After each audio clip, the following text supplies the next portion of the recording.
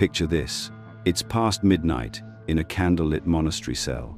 Brother Thomas hunches over parchment, his trembling hand copying names that could damn his soul: Baal, Paimon, Andromalius.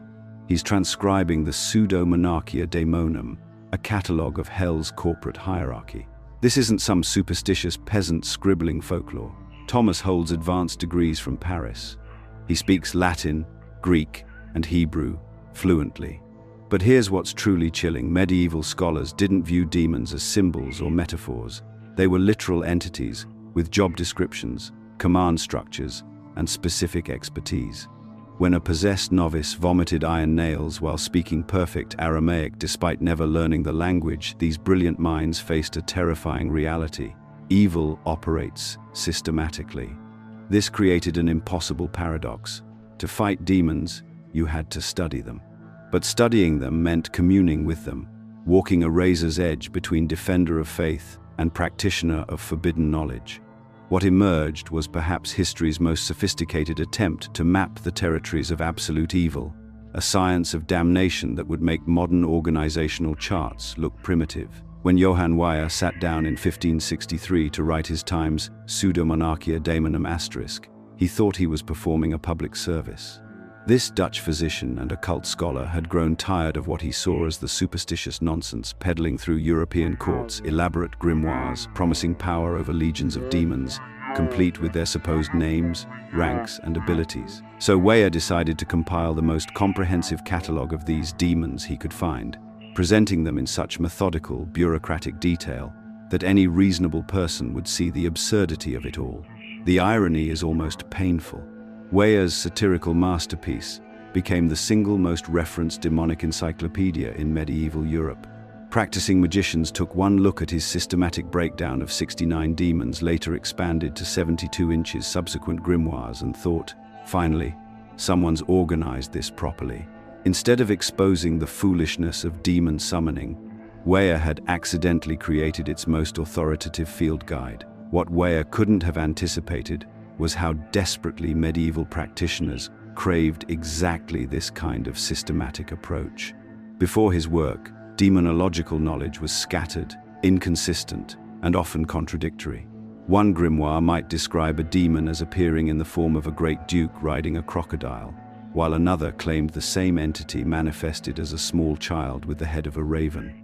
Weyer's Times Pseudo-Monarchia Times provided what every serious practitioner needed: standardized descriptions, consistent hierarchies, and reliable summoning procedures.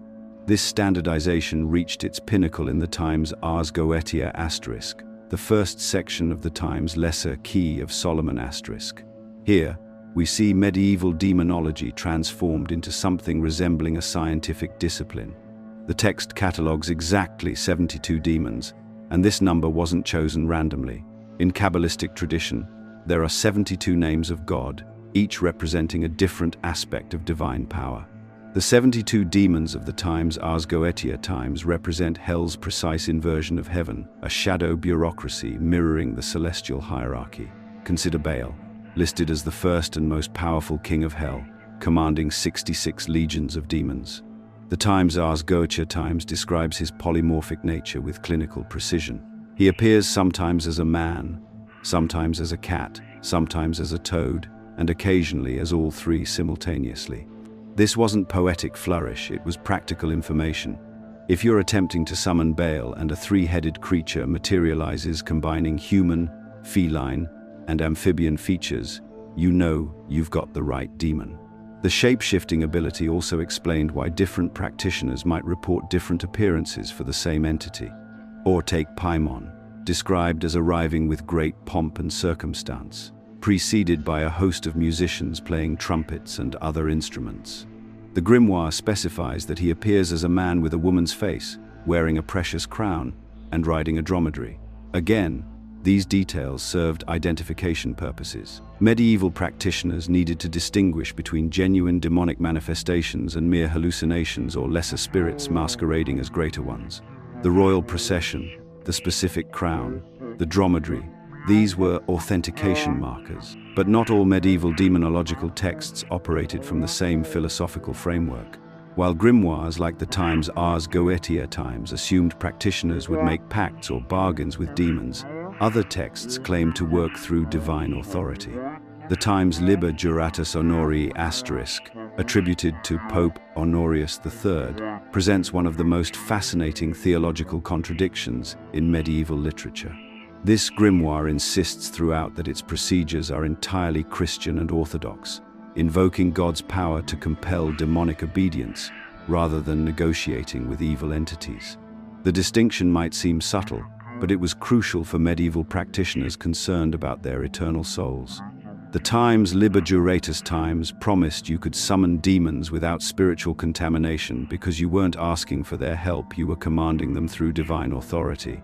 The text provides elaborate prayers and invocations designed to establish the practitioner's spiritual superiority over the demons being summoned.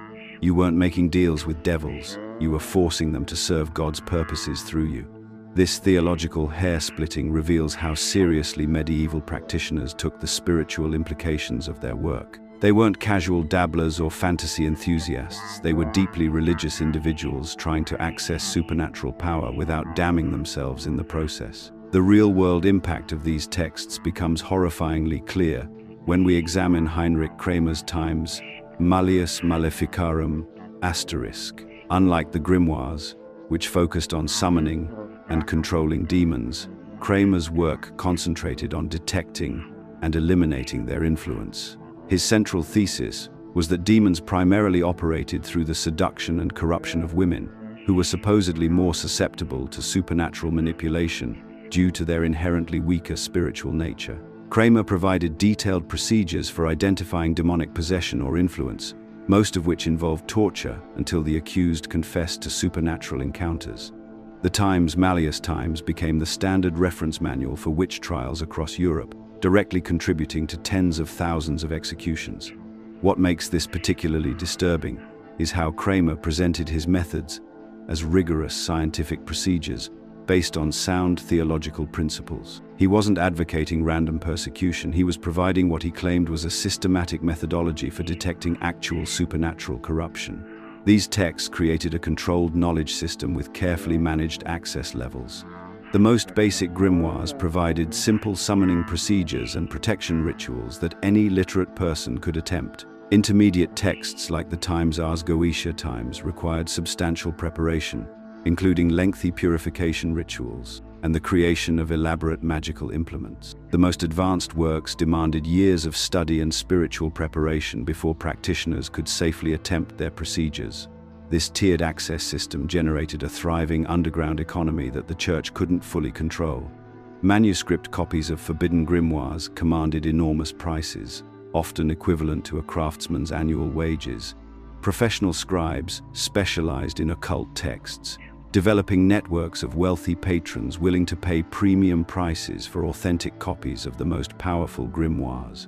The case of William of Norwich illustrates how seriously practitioners took these texts. William, a Benedictine monk, spent over a decade working through increasingly advanced grimoires, carefully documenting his procedures and results in detailed personal notes.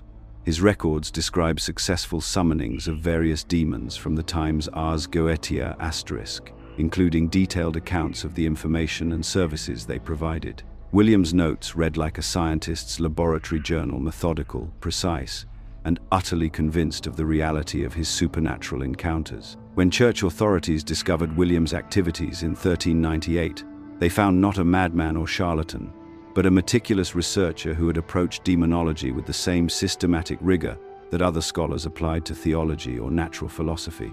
His execution as a heretic eliminated not just a practitioner, but a valuable record of medieval experimental demonology.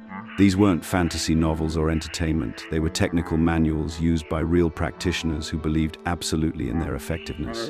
The grimoires provided step-by-step procedures, safety protocols, and troubleshooting guides for supernatural encounters. Medieval demonology operated as a shadow science, complete with standardized methodologies, peer review through underground networks, and careful documentation of experimental results. Understanding this historical context completely transforms how we interpret medieval accounts of supernatural encounters. These weren't superstitious, peasants seeing devils in every shadow, but educated practitioners following detailed technical procedures they believed would produce measurable, repeatable results. If you thought the grimoires were disturbing, wait until you see what medieval scholars did next. They didn't just catalogue demons, they organized hell itself into the most sophisticated corporate structure you've ever encountered. Picture this: a kingdom so perfectly hierarchical that it would make modern Fortune 500 companies look like amateur hour. The medieval mind couldn't conceive of chaos without order. These weren't people who believed in random evil, they lived in a world where everything had its place, from the lowest serf to the king, from parish priest to pope. So when they imagined hell, they naturally assumed it would mirror the only organizational systems they knew: feudalism, church hierarchy, and heaven's own 9 choirs of angels arranged in perfect celestial order. What emerged was hell as the ultimate dark mirror of earthly kingdoms. At the top sat 8 demon kings, each commanding massive armies with the precision of seasoned generals. Baal ruled as the first king, commanding 66 legions with his 3 heads, man, cat, and toad, each seeing different aspects of human weakness.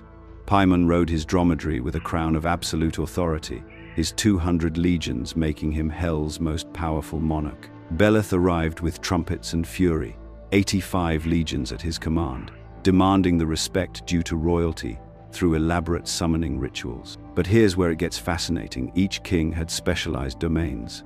Persen commanded 22 legions while revealing hidden treasures and future events. Asmodee, with his 3 heads and flaming breath, led 72 legions in matters of mathematics and cunning.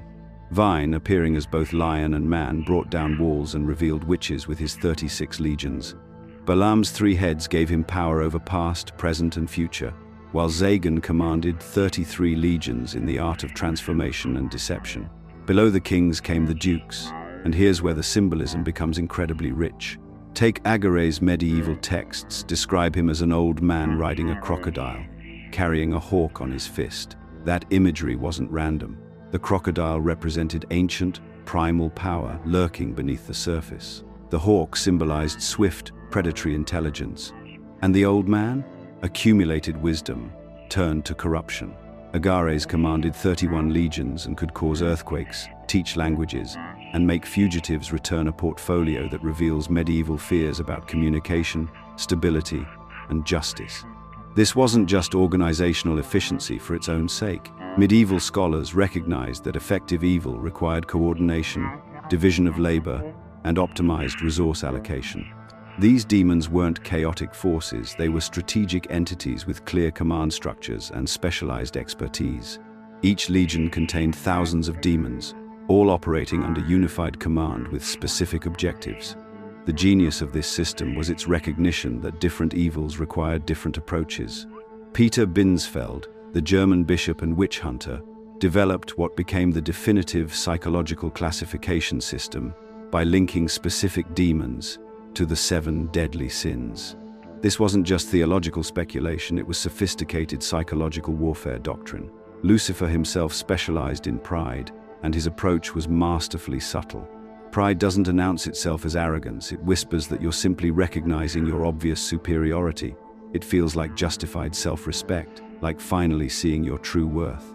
Lucifer's temptation begins with legitimate accomplishments and genuine talents, then gradually inflates them, until comparison becomes your primary mode of existence.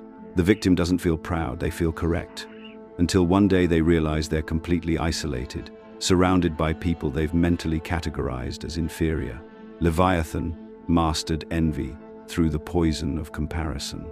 His expertise lay in making others' success feel like personal theft. Under Leviathan's influence, your neighbor's promotion doesn't just disappoint you, it feels like injustice. Your friend's happiness becomes evidence of cosmic unfairness. Leviathan understood that envy destroys joy, even in personal achievements, because there's always someone with more. The victim believes they're simply being realistic about inequality. Satan himself claimed wrath as his domain, transforming righteous anger into destructive rage. His psychological sophistication lay in starting with legitimate grievances, real injustices, actual wrongs that deserved anger. But Satan's influence gradually expanded the target from specific actions to entire categories of people, from momentary fury to permanent resentment. The victim feels completely justified because the anger began with genuine cause. Mammon approached greed through the back door of prudent responsibility. His temptation never felt like greed. It felt like wisdom, like protecting your family's future, like being realistic about financial security. Mammon understood that calling it building wealth made accumulation feel virtuous. The victim genuinely believes they're being responsible, even as they sacrifice relationships, health, and values for financial gain. Asmodeus corrupted sexuality by transforming intimate connection into objectification and exploitation. His psychological insight recognized that sexual desire itself wasn't evil, but he could gradually shift focus from mutual pleasure to personal gratification, from seeing partners as complete humans to viewing them as collections of attractive features. The victim experiences this as sexual liberation or honest appreciation of beauty. Beelzebub specialized in transforming nourishment into addictive consumption. His domain extended beyond food to any substance or experience that could be consumed compulsively. Beelzebub's genius lay in hijacking genuine physical needs and gradually shifting them towards psychological dependence. The victim always has rational explanations: stress relief, social connection, deserved pleasure. Finally, Belphegor wielded spiritual paralysis through hopelessness and despair. His approach was perhaps the most insidious because it felt like realism, like finally seeing the world clearly without naive optimism. Belphegor convinced victims that their despair was actually wisdom, that hopelessness was simply honest assessment of reality's limitations. The terrifying sophistication of this system lay in its psychological accuracy. Each demon's approach felt completely justified to the victim. Pride felt like self-respect, envy like justice, wrath like righteousness, greed like responsibility, lust like liberation, gluttony like comfort, and sloth like realism. Medieval scholars weren't creating fantasy, they were mapping the psychological mechanisms through which ordinary people become complicit in their own corruption.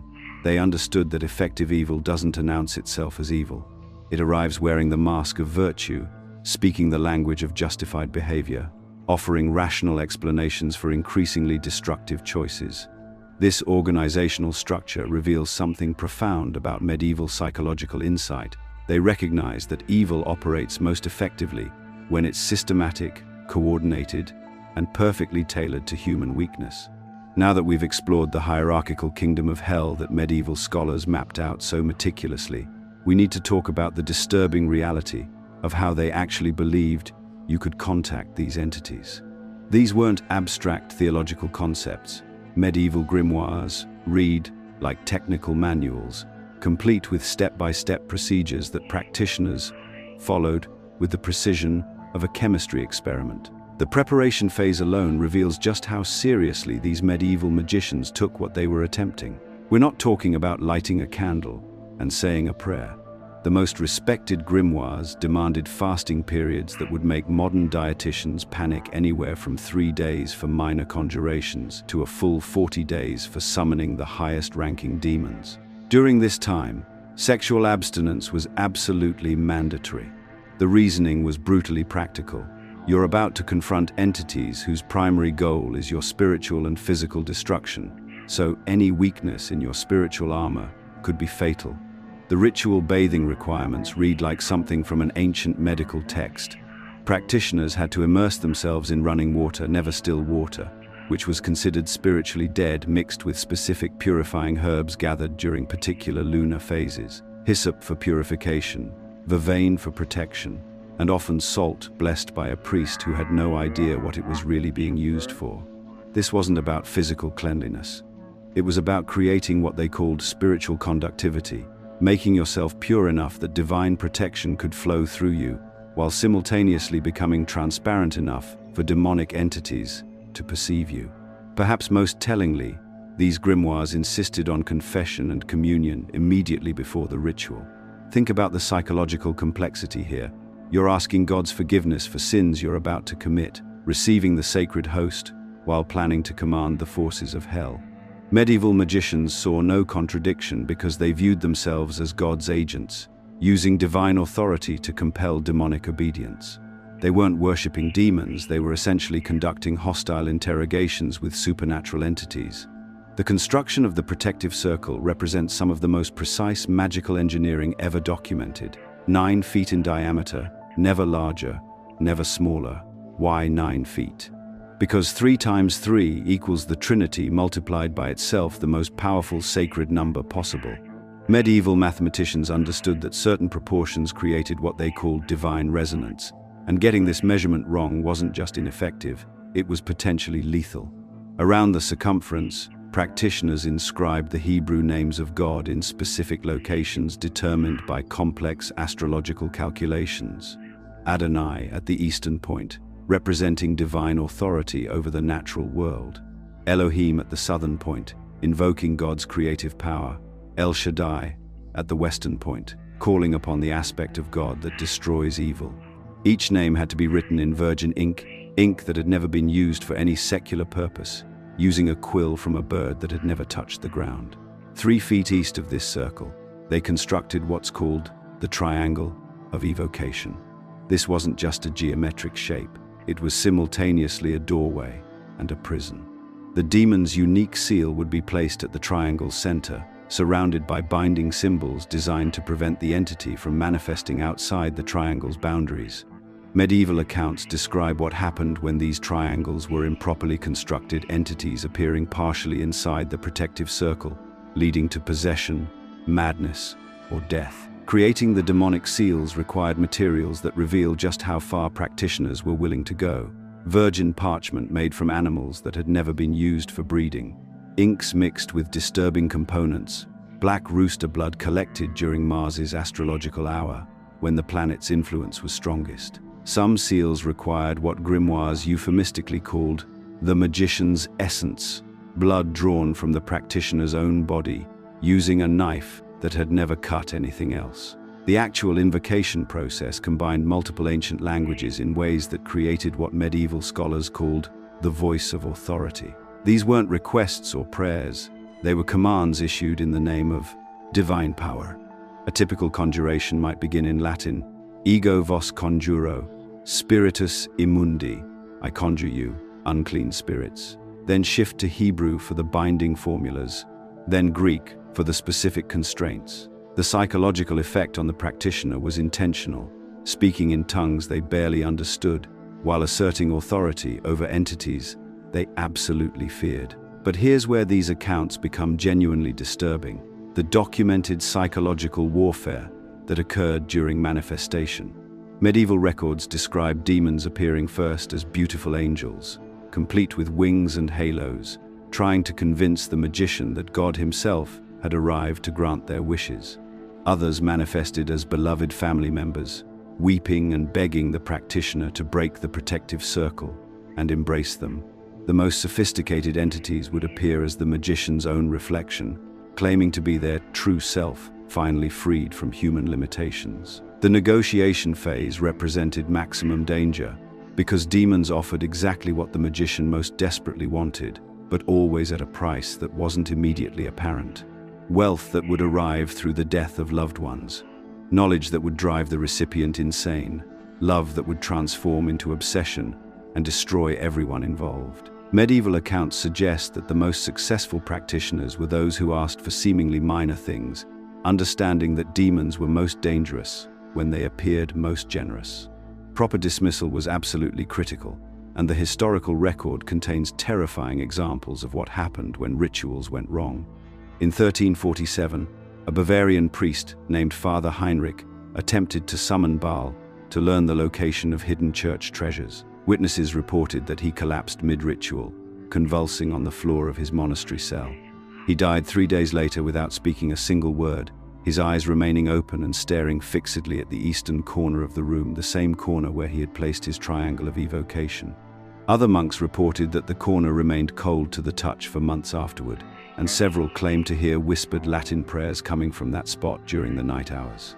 What makes these historical accounts particularly unsettling is that modern occult organizations claim these procedures still work. Contemporary practitioners report the same phenomena described in medieval texts: the elaborate preparation requirements, the precise geometric constructions, the psychological warfare during manifestation.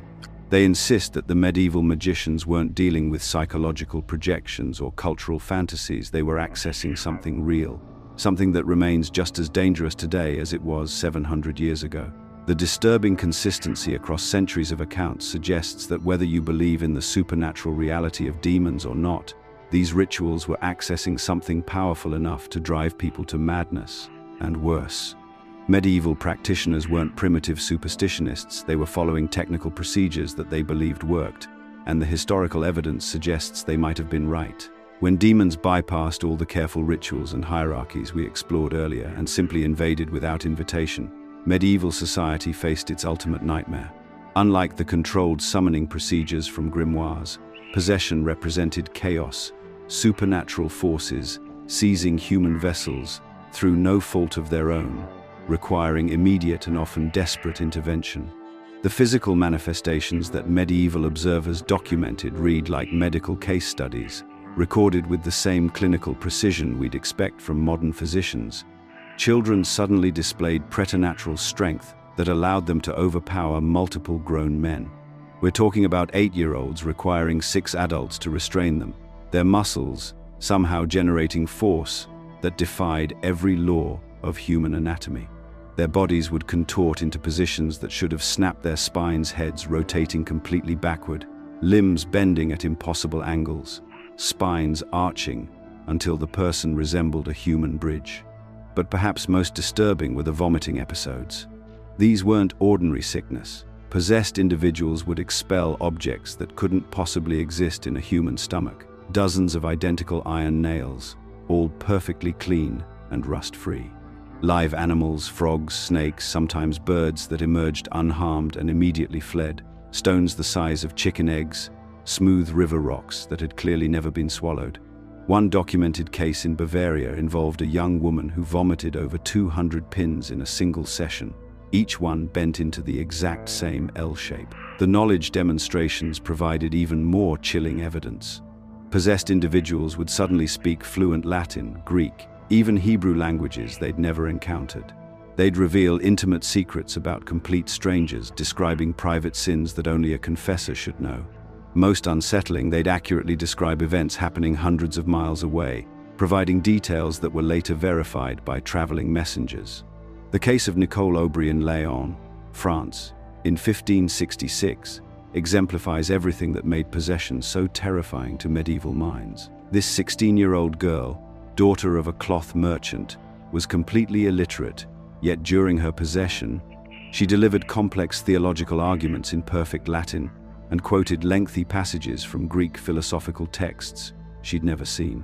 Her physical transformations were equally dramatic. Witnesses described her being hurled across the Cathedral of Notre Dame de Lyon with such force that her body should have been shattered, yet she'd rise unharmed and continue speaking in the demon's voice. Bishop Derek Blanchefort approached Nicole's case with sophisticated investigative procedures that would impress modern researchers.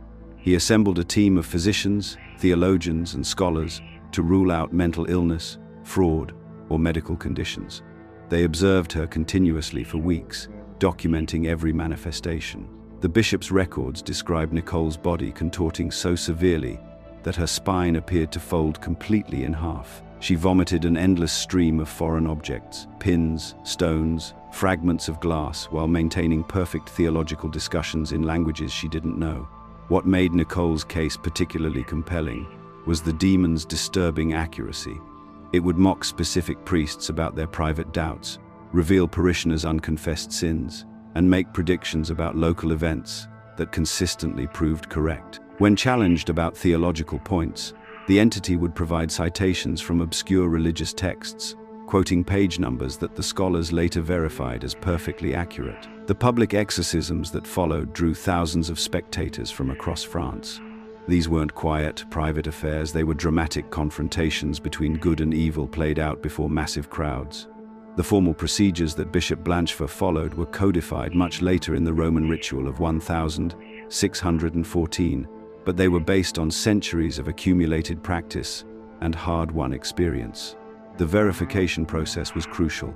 Before any exorcism could begin, investigators had to distinguish genuine possession from mental illness, fraud, or medical conditions. They looked for specific signs, knowledge the person couldn't possibly possess, physical capabilities beyond human limits, and most importantly, the entity's reaction to sacred objects and prayers. True demons would reportedly recoil from blessed items, even when the possessed person couldn't see them. Once possession was confirmed, the actual exorcism followed strict protocols. The possessed person was carefully restrained, not as punishment, but for everyone's safety.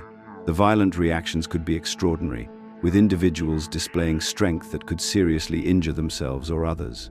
The exorcist wore specific sacred vestments and used blessed implements, holy water, crucifixes, relics of saints, and specially consecrated oils. The heart of the procedure was the exorcizo prayer, a formal command that directly confronted the demonic entity. I exorcise you, unclean spirit, whoever you are, along with all your minions now attacking this servant of God. By the mysteries of the Incarnation, the passion, resurrection, and ascension of our Lord Jesus Christ, I command you, tell me your name, the day, and the hour of your departure. This wasn't a quick process. Exorcisms could stretch for weeks or months. The demons would claim to leave, only to return with renewed fury. They'd negotiate, offering to depart if certain conditions were met, then break their agreements. Some would pretend to be angels or saints, attempting to deceive the exorcists. Others would threaten terrible consequences if the rituals continued. The dangers were real and documented. Several exorcists died during or shortly after these procedures, with witnesses reporting that the strain of confronting demonic forces had literally killed them. Even more disturbing were cases where the demon apparently transferred from the possessed person to the priest himself. Father Johann Weyer documented multiple instances where exorcists began displaying the same symptoms as their former patients, speaking unknown languages, demonstrating impossible strength, revealing secrets they shouldn't know. The Church took these risks seriously enough to develop extensive training programs for exorcists. They studied not just the theological aspects, but the psychological and physical demands of confronting possessed individuals. They learned to recognize when a demon was genuinely departing, versus when it was merely hiding, waiting for the exorcist's guard to drop. What's remarkable is how little these procedures have changed. The Catholic Church still maintains trained exorcists in every diocese worldwide. The rituals they perform today use essentially the same prayers, the same verification methods, and the same confrontational techniques that medieval priests developed through centuries of terrifying experience. Modern exorcists report the same manifestations that Bishop Blanchford documented in 1566. Impossible strength, unknown languages, accurate revelations about distant events. The medieval understanding of possession wasn't primitive superstition. It was a systematic response to phenomena that defied every other explanation available to them. Their detailed records, careful investigations, and standardized procedures reveal minds grappling seriously with experiences that challenge the very foundations of reality. When we think about medieval scholars mapping hell, we're not talking about vague theological speculation. These were men who approached the geography of damnation with the same meticulous precision they used to chart earthly kingdoms. They believed hell possessed concrete structure, streets, districts, administrative centers, and territorial boundaries as real as those dividing France from England. This wasn't chaos they were mapping. Medieval demonologists saw hell as the ultimate expression of perverted order, a cosmic inversion that maintained strict hierarchical organization, even in its rebellion against God. The foundational text driving this geographical obsession was Dante's Inferno, but Dante himself drew from centuries of accumulated visionary literature. Christian mystics, Islamic scholars translating ancient texts, and Jewish Kabbalists exploring the dark side of the Tree of Life, the Qliphoth, had been systematically mapping hell's territories long before Dante put pen to paper. The basic cosmological framework placed hell as a vast cavity beneath Earth's surface, created when Lucifer's tremendous mass crashed through the planet during his fall from heaven. Most traditions located this infernal realm at Earth's exact center, the mathematical point furthest from heaven's heights, representing the absolute bottom of cosmic order. Picture Earth as a sphere with heaven above and hell carved out below, like a massive inverted mountain descending into the planet's core. But here's where it gets fascinating. Medieval scholars couldn't agree on hell's organizational system, leading to competing models that revealed different theological priorities. The most popular system divided hell into 7 levels corresponding to the deadly sins. Pride occupied the uppermost level, closest to Earth's surface, while wrath, envy, sloth, greed, gluttony, and lust descended deeper into the abyss. Each level contained appropriate punishments and specific demon administrators. However, another influential model organized hell into 9 levels, mirroring the inverted angelic choirs. Where heaven had 9 orders of angels ascending toward God, hell featured 9 descending ranks of fallen angels, each governing their assigned territory. The theological elegance here was breathtaking. Hell became heaven's perfect dark mirror, maintaining divine structure while inverting its purpose. Perhaps most intriguing was the temperature-based geography that divided hell into regions ranging from upper fire to lower ice. The deeper you descended, the colder it became, until reaching the very bottom, absolute zero, representing complete absence of God's warmth. This wasn't arbitrary poetry.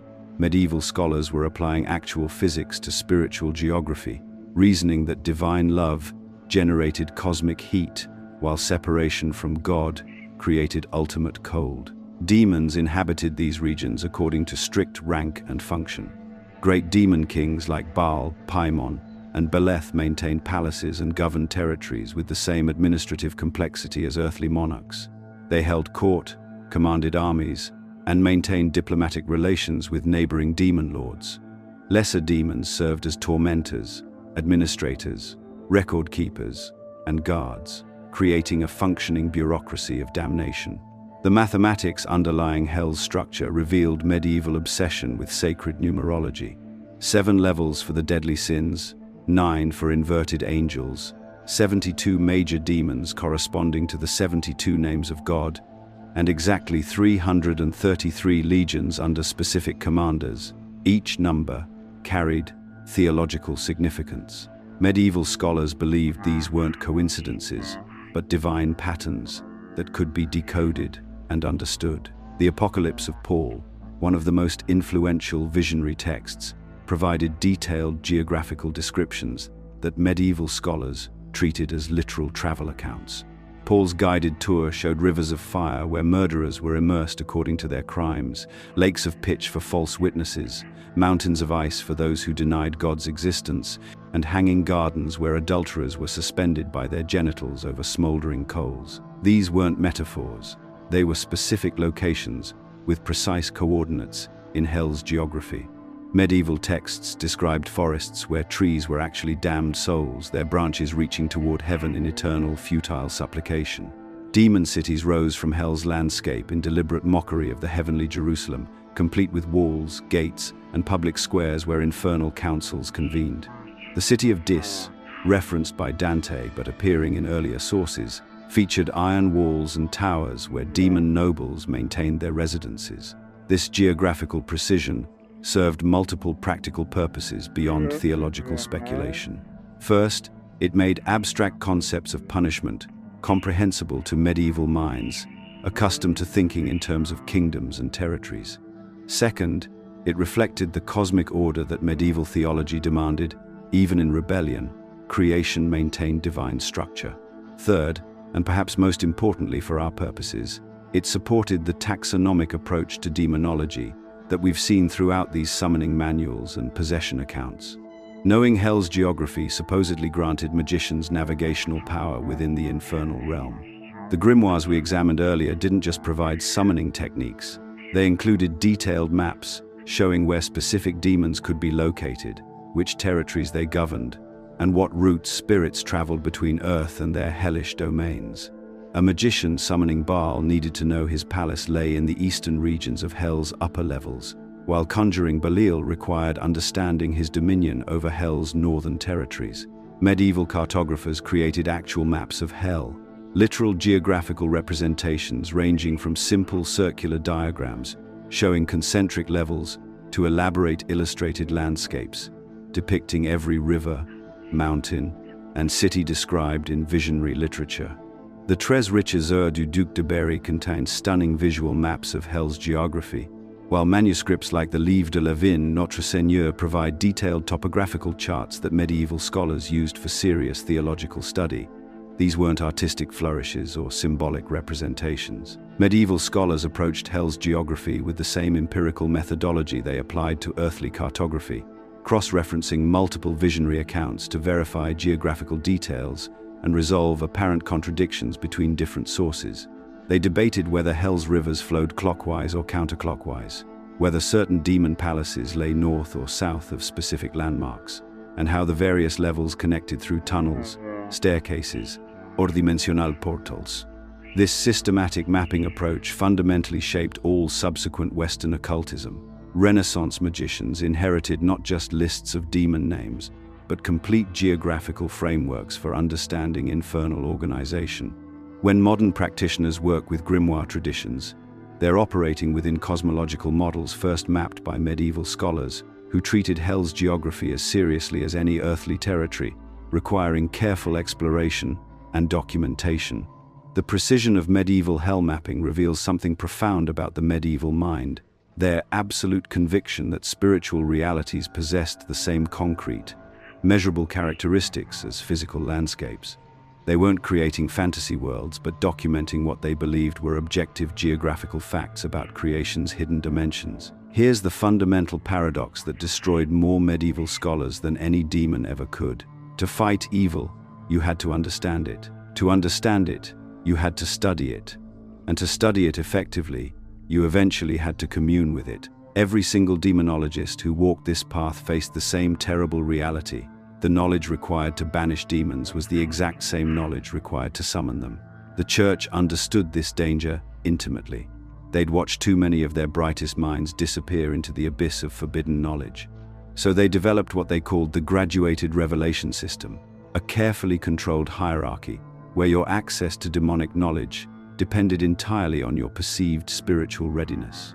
Village priests learned basic protection prayers and simple exorcism rites. Monastery librarians might have access to theoretical treatises on demonic nature. Only the most trusted scholars, those deemed spiritually bulletproof, could access the complete grimoires containing actual summoning procedures. But here's what the church discovered.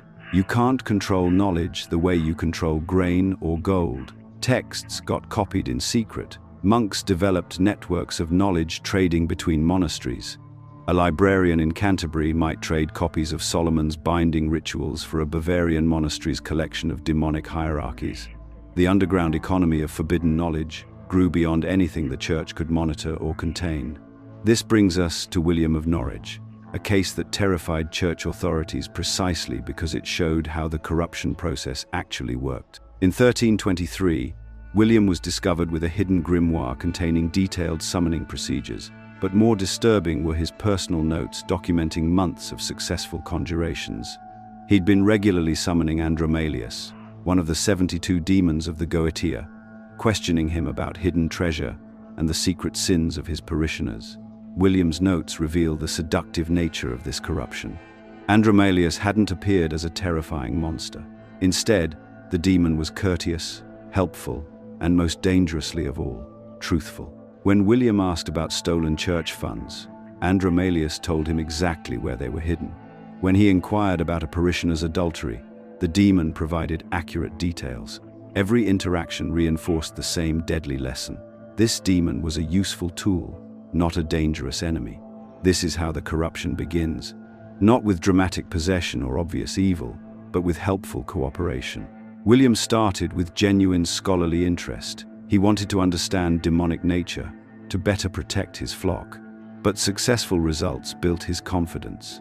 Repeated contact normalized what should have been terrifying. Within months, he saw Andromalius as a reliable source of information rather than an agent of damnation. The psychological progression follows the same pattern in case after case. Brother Thomas of Glastonbury spent 30 years studying demons to fight them, but his research became indistinguishable from practice. He could describe the appearance, voice, and preferences of dozens of demons with the familiarity of someone describing old friends.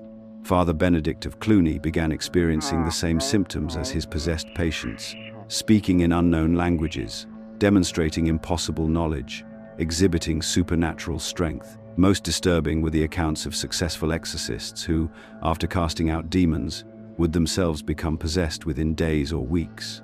The medieval mind understood this as spiritual contagion.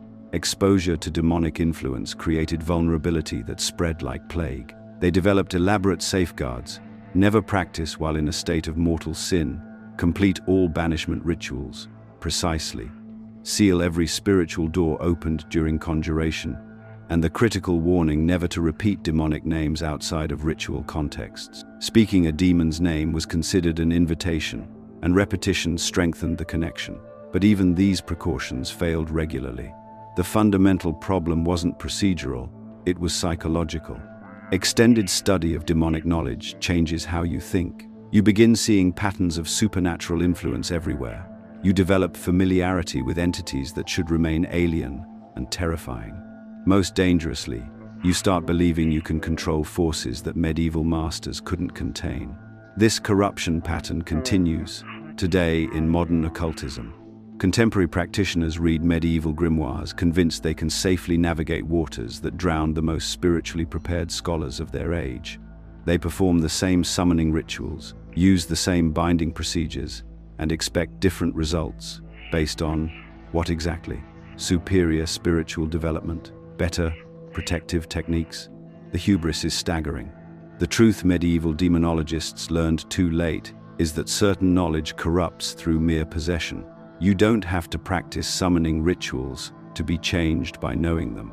You don't have to commune with demons to be influenced by understanding them. The knowledge itself creates vulnerability, and that vulnerability compounds with every deeper level of study. Consider the career trajectory of Master Johannes of Prague, whose transformation was documented by concerned colleagues over 15 years. He began as the Church's most trusted expert on demonic hierarchies. His early work focused purely on defensive applications, understanding demonic nature to better resist demonic influence. But his letters show a gradual shift in perspective. By year 5, he wrote about demons with grudging respect for their intelligence. By year 10, he described them as misunderstood entities serving necessary cosmic functions. By year 15, his correspondence was indistinguishable from that of a practicing demonoloter. The most sobering reality is that the most knowledgeable demonologists often became what they initially sought to combat. They didn't fall to dramatic possession or obvious corruption. Instead, they gradually adopted the perspective of the entities they studied until the distinction between researcher and practitioner disappeared entirely. The lesson here isn't just historical curiosity. It's a warning that echoes through every generation of occult practitioners who believe they can safely walk paths that consumed their predecessors. The corruption of knowledge remains as dangerous today as it was 7 centuries ago, and the price of underestimating that danger remains exactly the same. You know what's remarkable? Every time someone picks up a tarot deck at Barnes & Noble or downloads a meditation app promising to manifest abundance, they're participating in a tradition that leads directly back to those medieval scholars we've been exploring. The grimoires that once required years of secretive study and hand-copied manuscripts are now available as $20 paperbacks on Amazon. You can literally download the complete Ars Goetia as a free PDF and have access to the same demonic hierarchies that medieval demonologists spent lifetimes mapping. This isn't just historical curiosity, it's active transmission.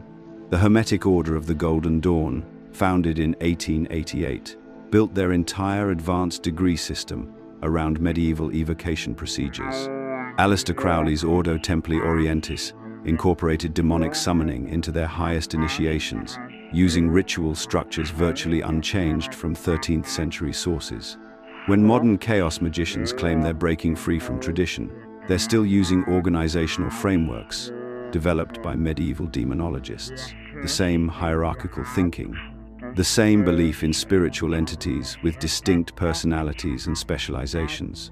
But the influence runs deeper than occult circles. Medieval demonology gave Western culture a specific way of understanding evil, that we've never really abandoned. Instead of seeing darkness as an abstract force or random misfortune, medieval scholars insisted evil had organization, intelligence, and strategy. They mapped out command structures, documented behavioral patterns, and created detailed profiles of malevolent entities working in coordination towards specific goals. Sound familiar? This is exactly how we think about conspiracy theories today. The same structural assumptions underlie both medieval demonology and modern conspiracy thinking: belief in coordinated evil, shadowy hierarchical forces, manipulating events from behind the scenes, hidden powers working through human agents to achieve malevolent objectives. When someone talks about global elites orchestrating events through puppet politicians and controlled media, they're using demonological thinking in secular language. The organizational chart looks identical. You just replace Duke Bale commanding 26 legions with shadowy billionaires controlling international networks. This parallel isn't coincidental. Medieval demonology provided a framework for understanding how evil operates systematically rather than randomly.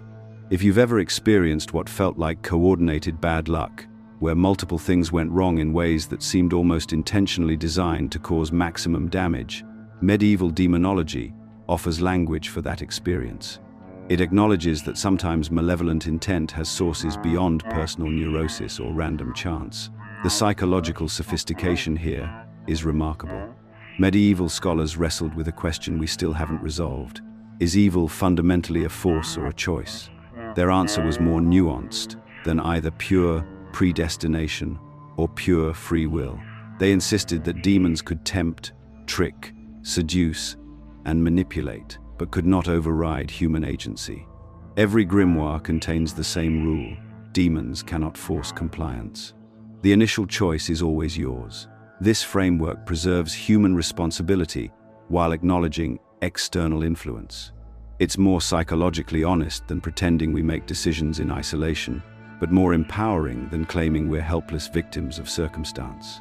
Medieval demonologists understood that evil requires collaboration. It needs human agents who choose to participate, even if they don't fully understand what they're participating in. Think about how this applies to modern institutional corruption. The medieval model suggests that systematic evil doesn't happen through a few masterminds controlling everything, but through networks of people making individual choices to prioritize personal benefit over collective welfare. Each person might justify their small compromise, but the cumulative effect creates genuine systematic malevolence. The medieval insight was that evil spreads through willing participation, not mind control. This is why the grimoires remain psychologically relevant. They document patterns of temptation that haven't changed, promises of wealth, power, knowledge, or revenge in exchange for moral compromise. The specific offers might evolve with technology and culture, but the underlying psychology remains consistent. Medieval demonologists catalogued these patterns with scientific precision because they understood that if you're going to resist systematic evil, you need to understand how it operates. But here's what makes this knowledge dangerous, and why medieval scholars paid such a heavy psychological price for developing it. Understanding evil's organization means recognizing its intelligence. Once you see systematic malevolence as coordinated rather than random, you start seeing patterns everywhere. The line between legitimate pattern recognition and paranoid thinking becomes increasingly difficult to navigate. This is why so many medieval demonologists eventually crossed from studying evil to practicing it. Intimate knowledge of how darkness operates can become indistinguishable from participation in it. The most unsettling truth about medieval demonology is that the system still functions. Every generation produces new practitioners who believe they can control what their predecessors couldn't. The rituals haven't become obsolete, they've become accessible. High school students can now attempt summoning procedures that once required decades of preparation. The democratization of esoteric knowledge means the safeguards that protected previous generations have largely disappeared. This accessibility creates a unique historical situation. For the first time, the complete medieval demonological system is available to anyone curious enough to download it, but without the cultural framework that once provided context and restraint. Medieval practitioners operated within religious communities that understood the dangers and provided support systems for those who studied these forces professionally. Modern practitioners often work in isolation, with no institutional knowledge about the psychological toll this research demands. The central lesson from medieval demonology isn't that demons are real or imaginary, it's that darkness has structure. Evil operates systematically, and if you're going to fight it effectively, you need to understand its organization. But understanding comes at a price. Medieval scholars paid that price so we could have their knowledge. The question facing each generation is whether we'll use that knowledge wisely or repeat their mistakes. The grimoires remain available because each generation needs to rediscover these truths for themselves. The medieval mapping of evil's organization provides tools for recognizing systematic malevolence in whatever form it takes. But those tools come with a warning written in the lives of every scholar who went too deep. Knowledge of darkness changes you, and not everyone who gains that knowledge remains unchanged in ways they can control.